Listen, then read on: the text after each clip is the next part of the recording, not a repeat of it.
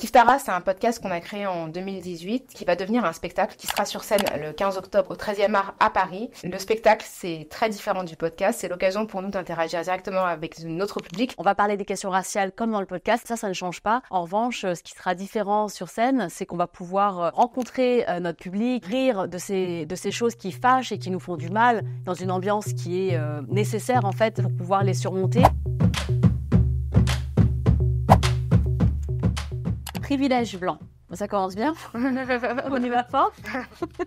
Les privilèges de la blanchité, ce sont les avantages que confère le fait d'être une personne blanche dans la société actuelle. Le premier privilège, c'est le fait de ne pas subir de racisme, de ne pas être négativement racialisé par l'histoire, par en fait, tout ce qui s'est passé avant nous, l'héritage que nous avons de cette société. Les privilèges blancs, ça permet aux personnes blanches, perçues comme blanches, de naviguer dans la société et de ne pas rencontrer d'obstacles liés à la couleur de leur peau, de leur catégorisation raciale, c'est-à-dire ne pas avoir de problème pour trouver un travail en raison de leur appartenance raciale. Enfin, il y a énormément de moments en fait, dans la vie des personnes blanches où la question raciale n'est pas du tout un problème. Au contraire, c'est plutôt quelque chose qui va favoriser en fait leur statut et leur ascension dans la société. Fétichisme.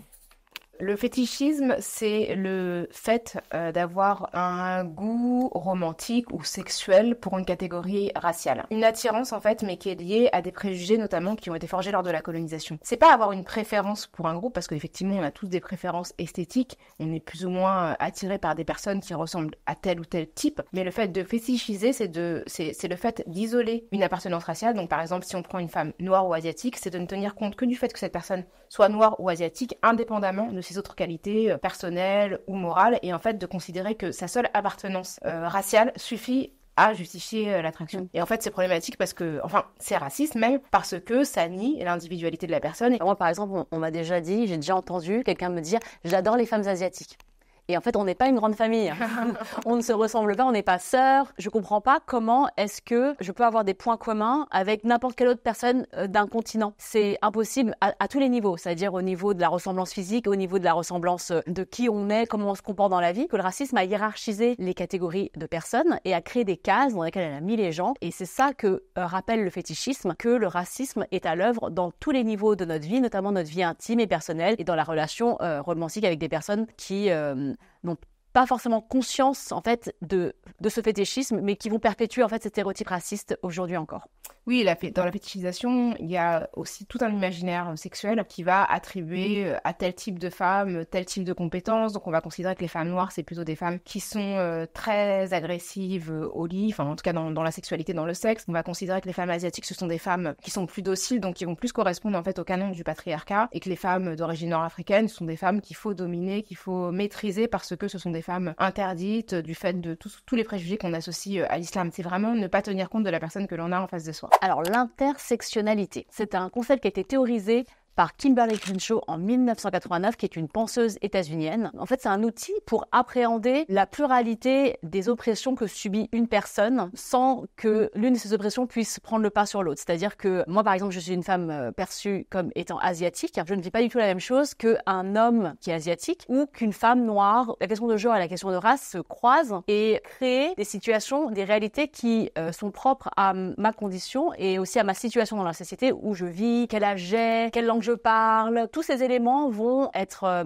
pris en considération dans mon quotidien. Le projet de Kimberlé Crenshaw, c'était de démontrer qu'en fait, on pouvait être victime à la fois de sexisme et de racisme. Ça nous mettait dans une situation différente que des personnes qui étaient exposées au sexisme simplement ou au racisme simplement. Donc, et ça veut dire aussi que, par exemple, moi, en tant que femme noire, je peux être exposée au racisme de personnes blanches, y compris de femmes, mais je peux aussi être exposée au sexisme des hommes, mais y compris des hommes noirs. Dans ma catégorie, en fait, je vis une expérience raciale, une expérience sexiste qui est vraiment particulière et pour laquelle il fallait vraiment trouver une définition, un mot et une manière de l'observer de manière précise. Charge raciale. C'est un concept qui a été élaboré par l'universitaire Maboula Soumaoro à partir du concept de charge mentale qui définit en fait ce que supportent les femmes, notamment dans l'espace domestique en termes de répartition des tâches domestiques notamment. Et la charge raciale, en fait, ce sont tous les ajustements que doivent faire les personnes non blanches pour se conformer aux critères d'une société qui est majoritairement blanche, qui est pensée par et pour des personnes blanches. Donc des ajustements qui sont liés à une apparence physique, donc comment on fait en fait pour se rapprocher au maximum des canons esthétiques qui sont basés sur les personnes blanches. Donc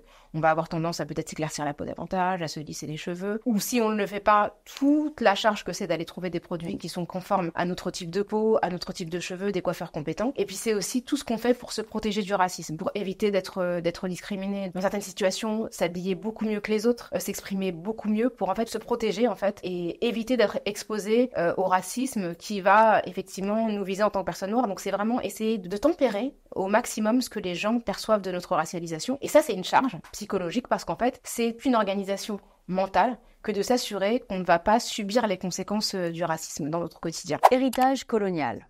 La colonisation a fait partie de l'histoire du monde. Encore aujourd'hui, elle a des effets sur notre société. Si je prends l'exemple de la colonisation française, il y a eu le Code de l'indigénat, par exemple, qui a été abrogé en 1946. C'était hier. Et une loi ne suffit pas pour changer toutes les mentalités. Et donc, aujourd'hui encore, on est héritière de l'esprit colonial qui a eu cours pendant de nombreuses décennies. L'héritage colonial, il est aujourd'hui encore très présent dans notre imaginaire collectif, les représentations que nous avons des groupes sociaux, des groupes ethno-raciaux. Tous les clichés qu'on peut entendre aujourd'hui, selon lesquels les personnes noires seraient de grands enfants, que les personnes asiatiques seraient dociles, etc., ce sont des clichés qui ont été forgés à l'époque coloniale et en fait qui, même si on n'a pas directement vécu l'époque coloniale, nous affectent en tant que personnes héritières de cette histoire, influencent la manière dont on est perçu et dont on est traité. Donc l'héritage colonial, c'est ça, c'est aussi le rapport qu'a la France avec les anciennes colonies, notamment avec les pays africains, et le fait qu'aujourd'hui, de nombreuses ressources africaines sont encore exploitées par les pays européens. C'est toujours une forme de domination coloniale qui continue à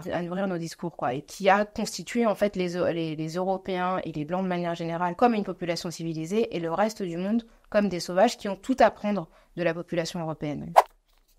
Colorisme. Le colorisme, en fait, c'est un phénomène raciste qui, parmi les personnes qui ont la peau noire, dévalorise celles qui ont les peaux les plus foncées. Donc c'est à l'intérieur des communautés qui ont des peaux plutôt sombres, on va considérer que les personnes qui ont les peaux les plus claires sont des personnes qui ont plus de qualité, notamment esthétique, donc qui sont plus belles. Dans le colorisme, il y a ce qu'on appelle aussi le texturisme, où en fait on va aussi dévaloriser les cheveux très très frisés, très crépus, et on va considérer que les cheveux avec des boucles plus laxes sont plus beaux esthétiquement.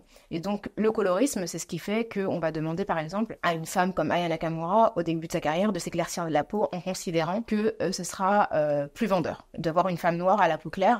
Il y a un DA, je dirais pas de quelle maison 10 parce que voilà, et le mec qui me sort ouais mais il faudrait peut-être que tu commences à mettre du fond de teint plus clair, à peut-être un peu t'éclaircir la peau et couper les cheveux. C'est une forme de racisme qui est beaucoup intériorisée par les personnes qui en sont victimes. Donc vous allez voir des personnes noires qui elles-mêmes vont avoir un goût plus appuyé pour les personnes qui ont des peaux plus claires, ou des personnes noires qui vont organiser en fait leurs unions pour avoir une descendance plus claire. Par exemple, dans les Caraïbes francophones, on parle de peau chapée, ou quand on a un enfant qui est plus clair que ses parents, pour dire que l'enfant a échappé en fait à la peau noire, et c'est une bénédiction. C'est considéré comme une bénédiction pour l'enfant, et on comprend dans une société où c'est un avantage d'avoir la peau claire, que le fait d'avoir un enfant qui est plus clair de peau, ça le protège d'une certaine manière, une forme de racisme qui affecte les peaux plus foncées. Et ça, c'est un héritage qui est lié à l'esclavage, puisqu'effectivement, pendant l'esclavage, il y a eu de nombreux viols, et en fait, les enfants qui étaient le fruit de ces viols de la part de colons blancs sur des femmes africaines, d'origine africaine, eh bien, leurs enfants étaient plus clairs et avaient plus de privilèges que ceux qui avaient un héritage, entre guillemets, simplement africain. Et aujourd'hui, en fait, on est effectivement dans l'héritage colonial, cette notion. Et dans les communautés asiatiques, le colorisme aussi a des effets. Le succès des produits blanchissants pour la peau. Il y a des industries qui font beaucoup d'argent à vendre des produits blanchissants pour la peau. Alors, c'est pas simplement se protéger la peau du soleil, puisque ça c'est bon pour tout le monde, mais c'est aussi de la rendre plus blanche. Par exemple, la crème Nivea, Nivea, ça veut dire blanc en fait en latin. Et les produits cosmétiques ont cet héritage de blanchir les peaux aussi. Quand j'ai grandi, je me souviens des commentaires de mes aînés, mes tatas qui me disaient « Ne reste pas trop sous le soleil parce que sinon ce sera pas joli sur toi ». Donc il y a vraiment cette crainte que ma peau fonce, que je m'éloigne des normes de beauté qui sont celles du teint diaphane, de porcelaine. Ça c'est quelque chose qui je trouve très présent encore aujourd'hui. Race.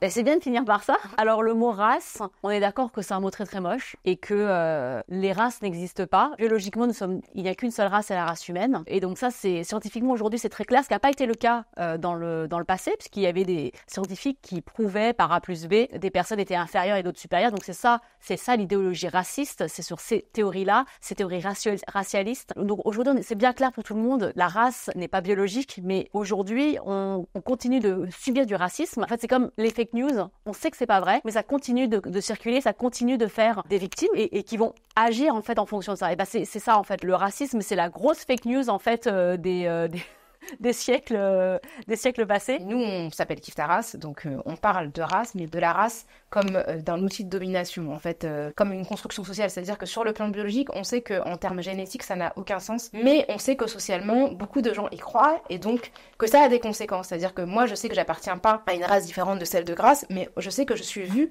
comme appartenant à un groupe différent. Et donc ça a des conséquences sur la manière dont je suis traitée, dont nous sommes traités, et donc parler de la race, c'est parler de cette perception. Et on espère que le fait de l'appréhender comme un phénomène social, ça va nous permettre de le dépasser. Au revoir, mademoiselle.